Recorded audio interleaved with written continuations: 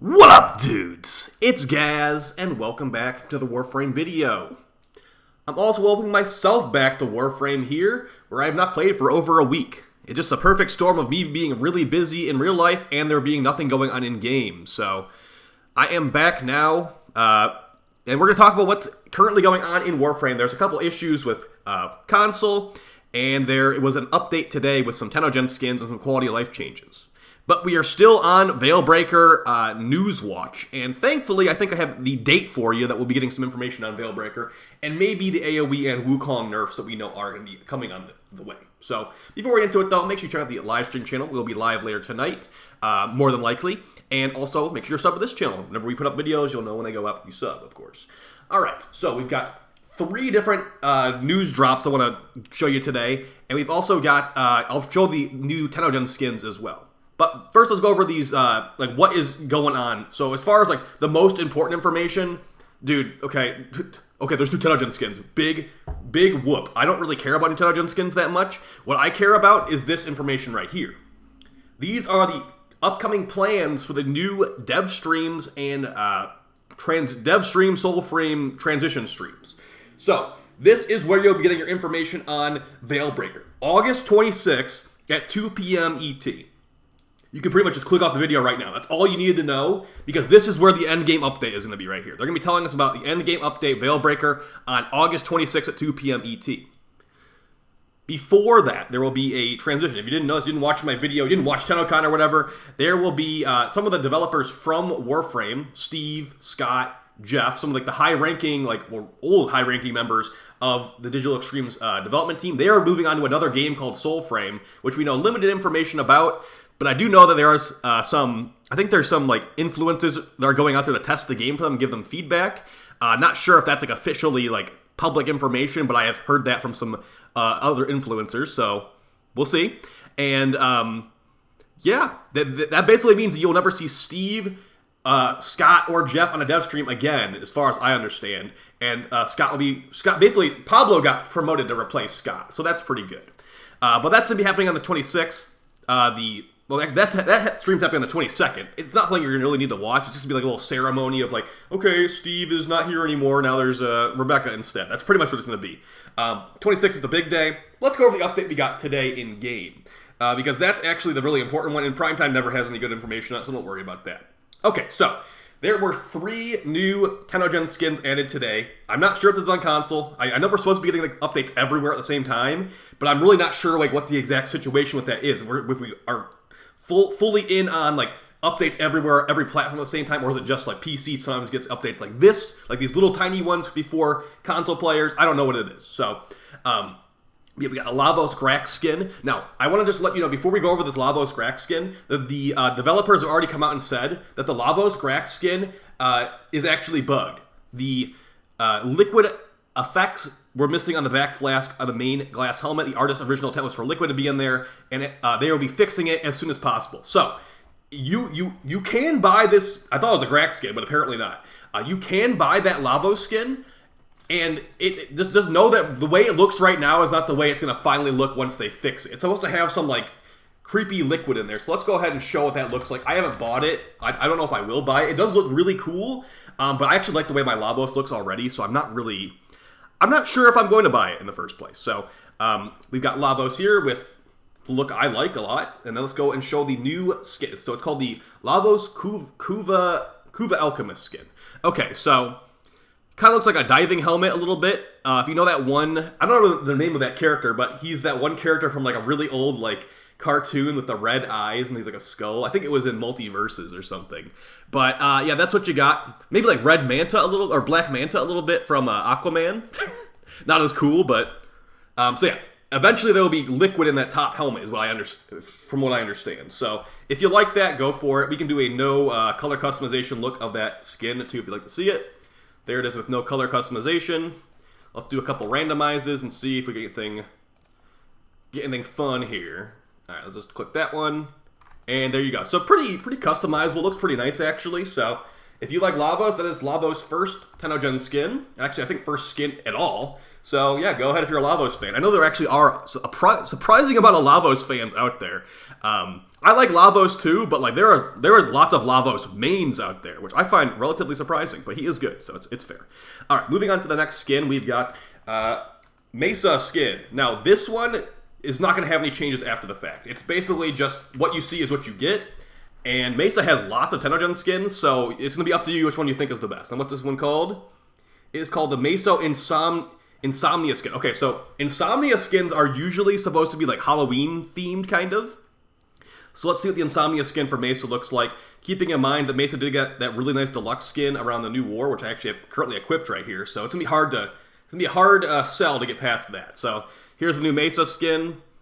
It definitely looks like the Valkyrie, or I'm thinking about the Delusion skin. Insomnia skin, I don't even know if this is a series yet. So there you go, like a little bit of a bird helmet on there. I don't know why we got all these bird helmets nowadays, but here's the thing though. It's like, yeah, this is cool, but look at all the other options. There are lots of really cool options. You could even look like Jotaro if you wanted to.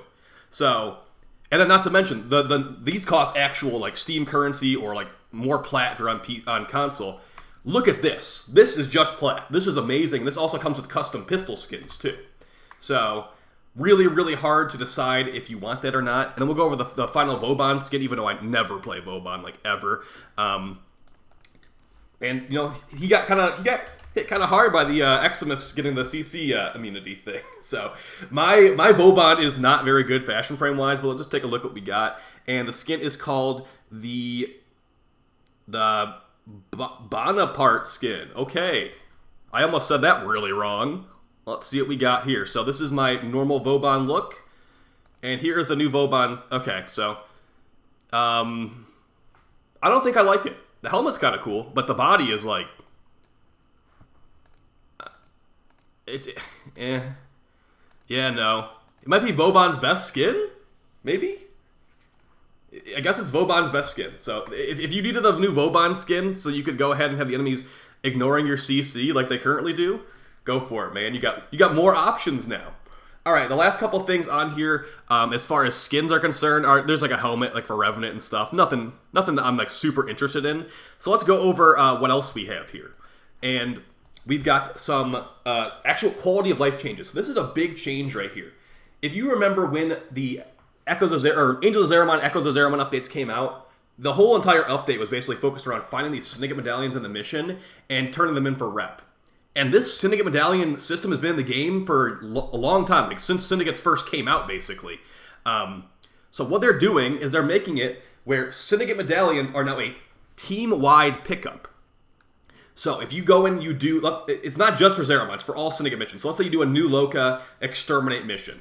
You load in, you go to the navigation, you're like, all right, I want to get some New Loka rep so I can turn in for some relics whenever the next Prime comes out. Usually, people will just solo it because it's annoying. It's like, I don't want to be like forced, I don't want to be held hostage by my teammates going and finding all these medallions.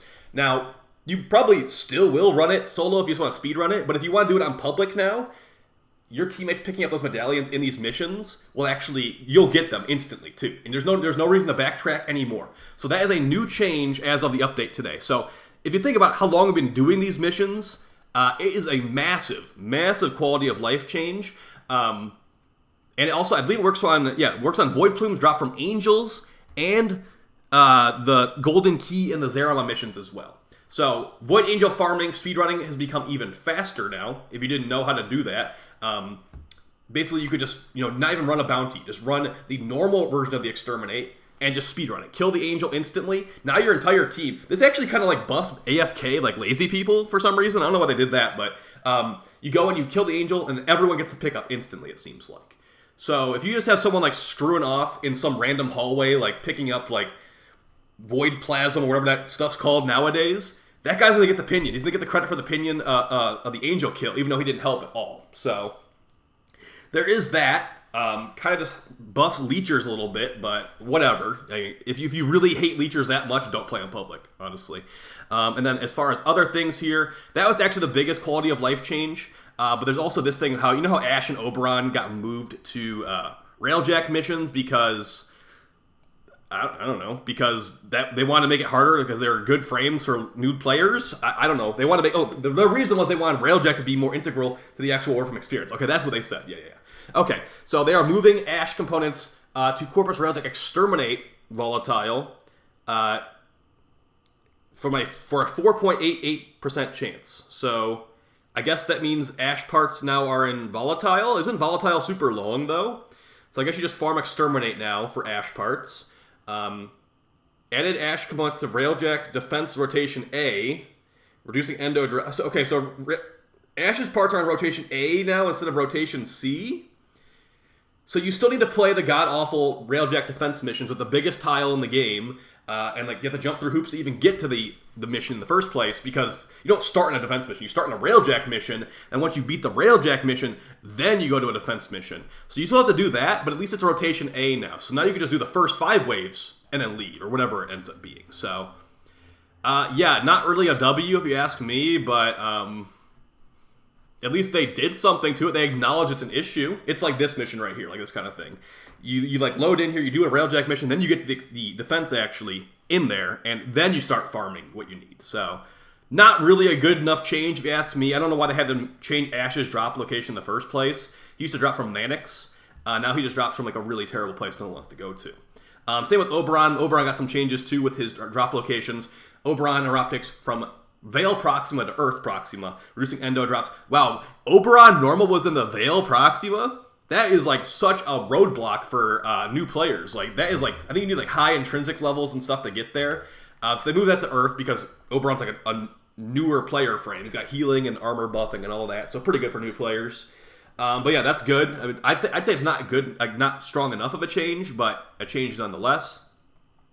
And then replace that, just some little things right here. Like you can search Incarnon now. None of this stuff matters. These could be in like the fixes for all I care. I didn't really read over all of these. I didn't read over all these fixes, but this one right here, fixed Arcane Ultimatum not proccing off of Ash's Bladestorm. That's the one that gives you armor, right? So if you want more armor on Ash, now you can use Ash's 4 to get armor with Ultimatum, which is going to eat an arcane slot, and you could just using something more useful, but sure. Fix the infested fish not spawning properly. Okay, who cares about this stuff? I want to talk about something more important. So, I made a video about over a month ago at this point. It's a stack decay bug fixed, so plus surprise Riven Dispo changes. July 14th, 2022. When I made that video, I was not aware that the stack decay bug that we've been dealing with, or that I guess that console's been dealing with for all this time, that bug has not been fixed on console yet. Over a month after the PC launch, it's still, after the PC fix, it's still not been fixed on console. And from what I understand, they are unable to fix it until we get a major update. So like the reason this is not like a really exciting like patch note video right now is because this is a hot fix basically. There's 3 Tennogen skins and some quality of life changes. This is not like, oh look, there's a new raid boss, there's the Veilbreaker. No, this is not one of those kinds of updates. So they did not fix the stack decay bug today. They are not going to be fixing the stack decay bug until we get a big update on console. So that means after Veilbreaker. So you're going to be waiting at least another 2 to 3 weeks at the absolute lowest for the stack decay bug to be fixed on console. Which, if you remember, it was making me feel like I didn't want to play the game anymore. Because if you're someone that tests out these weapons, you're like, okay, how much damage does my Bosmu do? Okay, let's see right here. Okay, I got this one. Multi-shot, get extra multi-shot there, get extra damage here. Like, okay, look, it's doing big damage. These mods used to be bugged for quite a while. And like I said, it got fixed on PC like July 14th. And it's still broken on console. So I can't even imagine playing on console right now how bad that feels if you're someone that cares about like doing proper damage numbers and like testing your build out. So that's really crappy. I feel like there should have seriously been like an emergency fix for specifically this. I know it costs DE money to like put like a hot fix cert build or whatever out. I don't know exactly what the situation is. But man, how many months has it been on console having to have this thing bugged out? Like it seriously sucks. I had to deal with it like, because I took like a month off when Echoes of Zermine came out because I had some personal stuff to go through. That entire time I wasn't playing. Dude, I can't imagine playing the entire time, waiting this whole time for these to be fixed, and it's like, oh no, it wasn't this one. No. Next big update. Yeah, wait like a month. You don't know when Veilbreaker's coming out, but we swear, next update, for sure. PC's been having a good time. They had the double resource weekend with no galvanized mods bugged out, all that stuff. You guys on console, yeah, we'll get around to it. Cert build, sure. I find that super annoying. Like, I don't even play on console, and that makes me annoyed. So, I seriously feel like DE should, like, it's way too late at this point. But what they should have done is like, okay, we will drop the $500 or whatever it costs to do cert on a build. I don't know how much it costs. We'll drop the cash because we care about our players, and this is kind of disrespectful to them that we like, you know, we'll push out this update and that update. It's not worth the money to us to have you actually like playing the game properly, because it felt like to me with a stack decay bug, it was unplayable as a weapon testing player. So I'll see you guys next time. Like I said, I've been really busy lately, so I do want to make sure I'm getting back into content creation. I had a whole plan to just be like, okay, doing daily videos again, gonna wake up early, stream, then video, and then some other stuff happened. So I don't want to get into it really because it's not really. I don't want to bother you guys with it, but yeah, I'm just going through a lot right now, and yeah, really busy too. So I'll see you in the next one. I'll probably see you later tonight on Twitch as well. Yeah, not much of an update, honestly, but it's better than nothing, I guess. All right, see you guys. Peace.